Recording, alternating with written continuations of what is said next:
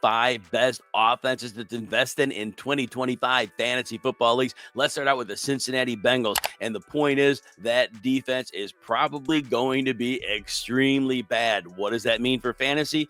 This team is going to have to score more points than ever. There are going to be weeks they're going to have to score 35, 38 points to have a chance. Well, this team can answer that bell. Now, of course, if you don't have the number 1 or number 2 pick in a draft, you're probably not getting Jamar Chase. But if you have that pick, you might want to chase that. Chase. We love that. Joe Burrow is going about the quarterback 5 in just about 4 or 5 in just about every draft. Now, that said, Joe Burrow could be that 5,000-yard quarterback. He could have that magical season where he throws 45, 48 touchdowns. That's on the table because they're going to have to throw. So Burrow, worth investing in. Now, T. Higgins is a player I worry about. The wide receiver 12 in average drafts. And T. Higgins, look, he doesn't have 11-yard season. He doesn't have 110 targets in a season. He's missed 5 games in 2 straight seasons. But still, there is real upside if he somehow puts it all together. Mike Gesicki at tight end. Last year, they used him very on and off. If the team figured things out in the offseason, they could make him a regular part of that passing game. And of course, don't forget Chase Brown, the running back, going as running back 12. Not a lot of serious competition added this offseason. 6th-round pick Taj Brooks. But that said, there'll always be room to run with defenses worried about the passing attack. And Brown is a very capable receiver. So this is an offense you want to invest in. The next one is the Dallas Cowboys. And aside from CeeDee Lamb, who you can get in the middle of the first round of many fantasy drafts, other than that, the passing pieces are very affordable. And these are the ones we're targeting. So George Pickens, you get him in the wide receiver 24 range. But there's risk here because we don't really know what he brings to the table. He's in a contract year. Definitely Dak Prescott can get the ball downfield. Remember that Michael Gallup year a number of years back, and Pickens could really fit that well. You can invest in Jake Ferguson, who's going outside the top 12 tight ends. Ferguson had a big year 2 years ago, but even last year in the 7 games with Dak Prescott, 3 times Ferguson hit 70 yards, and 4 of those 7 games, 11.9 or more PPR points. Jake Ferguson is going to see more openings on the field because of Pickens. And, of course, Dak Prescott, who is going right around quarterback 12 or 13. There's a quarterback that has quarterback 2, 3, and 7 finishes in the last 5 years. Dak Prescott can put this whole thing together. You want to stack up those Cowboys receiving weapons. If you're enjoying this breakdown, take a second, hit like and subscribe. It helps us keep the fantasy advice coming. And if you want even more of RotoWire's tools, rankings, and insights, we got a 15% discount just for our YouTube viewers. Head to rotowire.com, choose your subscription, and use the code YouTube15 at checkout. The Tampa Bay Buccaneers are another great investment on their offense in fantasy football leagues 2025.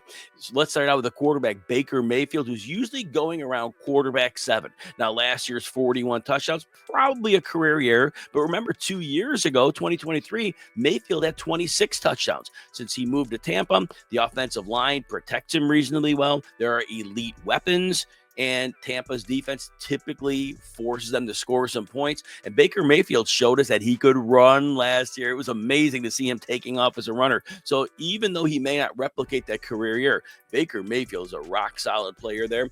Bucky Irving, look, last year was a perfect storm. His ADP is probably priced at a ceiling. If you like him, go after him. Definitely not going to dissuade you from that. And if you really want to stack up those bucks, he's part of it. Wide receiver, Chris Godwin, around wide receiver 30-ish in drafts, coming back from a dislocated ankle, expected to be ready tentatively for week 1.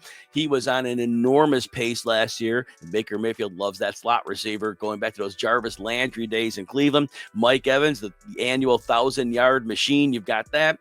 At the other wide receiver spot, Emeka Egbuka, the rookie, big things expected out of him, but Jalen McMillan might be in the mix. But if you take your dart on one of those, that's still part of a great offense to invest in. Next offense, the San Francisco 49ers. Christian McCaffrey, look, we know it. Long term, he's missed time in 3 of the last 5 years. Short term, he's been almost on the field full time in 2 of the last 3 years. Last year's Achilles, not really a football injury. McCaffrey's been the running back 1 or the running back 2 in his healthy seasons. Brock Purdy, the quarterback 10 in drafts. This should be a team that has to score points because their defense continues to lose infrastructure. At receiver, Brandon Ayuk's a tough one. He's probably going to miss 4 weeks to start the season. If you can stash him for later in the season, that works great. But otherwise, you've got some Ricky Pearsall or Jawan Jennings. Pick your flavor there. Both could be heavily involved and be very productive. And then there's George Kittle, the tight end 3 off the board, 84 to 90 targets a season, but he continues to play at a super high level. And guess what? Last year was the first time we saw that great consistent level where it wasn't just spike games. One of the bad games Kittle had was during that crazy snowstorm in Buffalo. They can't hold that one against them.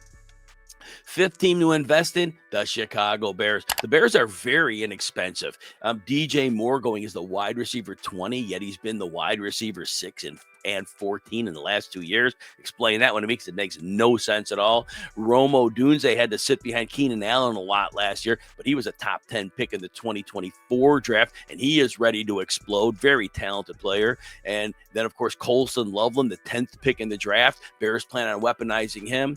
I don't know how many snaps Luther Burden sees. I know that with Cole Kmet on the team, I think the Bears run a lot of 2 tight end sets. But Caleb Williams, again, going just outside the top 10 quarterbacks. Caleb Williams wasn't protected last year, didn't have an offensive scheme to help him. That's going to change. Ben Johnson's there. The offensive line's upgraded. There are weapons. Caleb Williams ran for 489 yards last year. So, yeah, the Bears are, and don't forget the rushing attack. DeAndre Swift, 253 carries last year, heavily involved as a receiver. In my mind, there's no serious backfield competition. Volume's king in fantasy football, and DeAndre Swift has one heck of a scoring floor.